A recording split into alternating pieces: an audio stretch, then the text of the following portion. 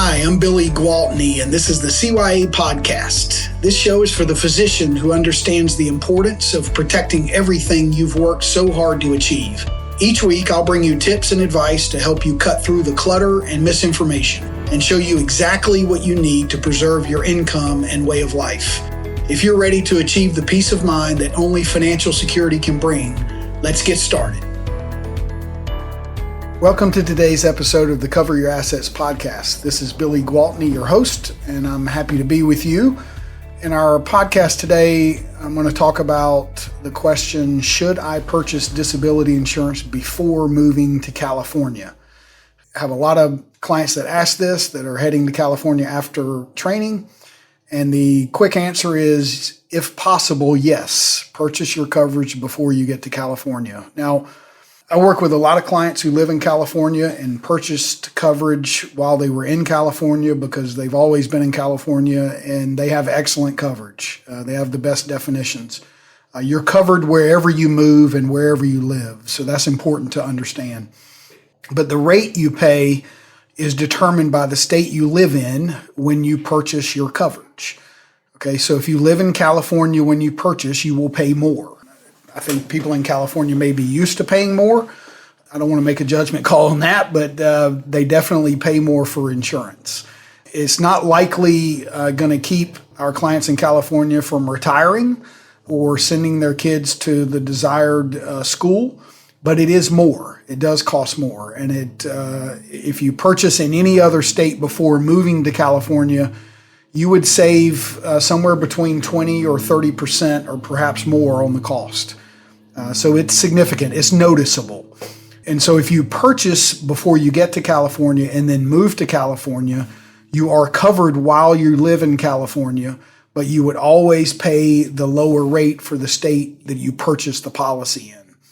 So that's important to understand. So if you have $5,000 a month that you purchase while you're in training in any other state, and then you move to California, you're going to be covered in California or wherever else you move, but you're always going to pay the rate for the state that you bought the policy in for the life of the policy, okay?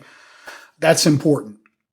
One key point is regarding future increases on your policy, okay? With some of the top companies, they offer an option where when you increase your coverage, that increase is based on the state you live in when you activate the increase, okay?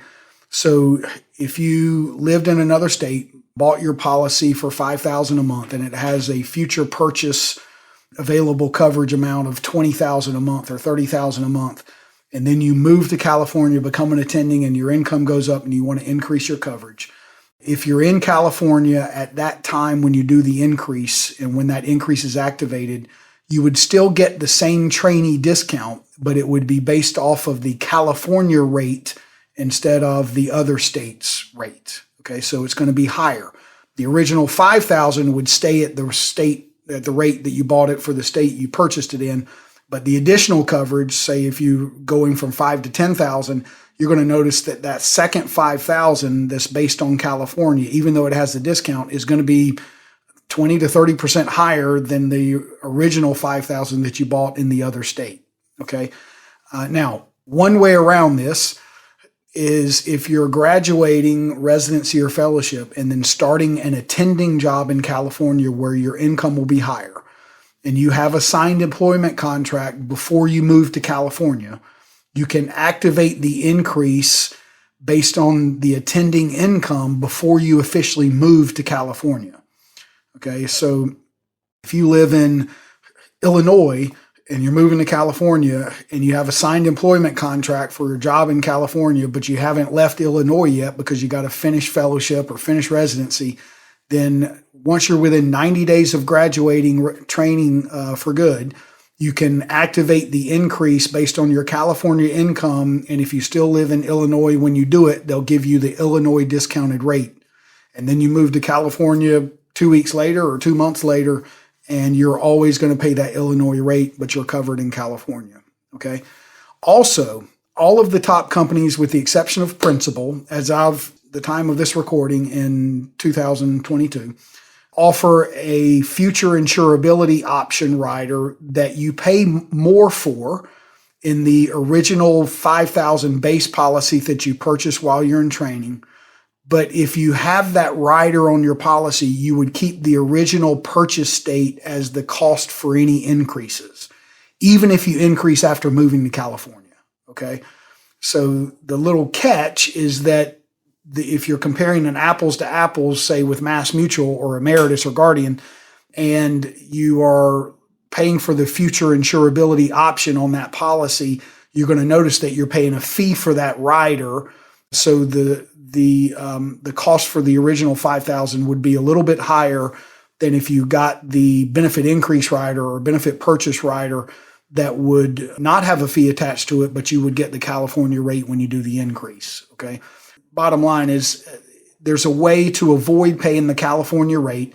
It's advisable to consider that so that you at least see all the options side by side. Okay. And so anytime I talk about a subject like this, when I don't have numbers in front of me and I'm not going over someone's specific situation, the danger is that it may have only served to confuse you a little bit more, or maybe it answered 60% of your question or 70% of your question.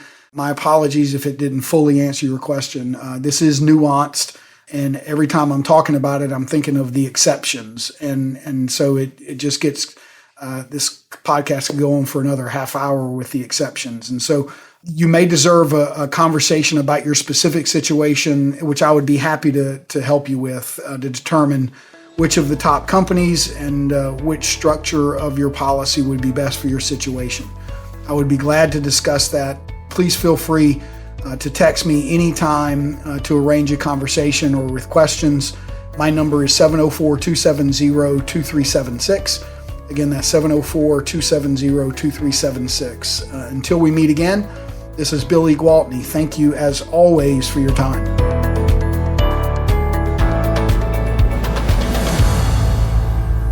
This is thepodcastfactory.com.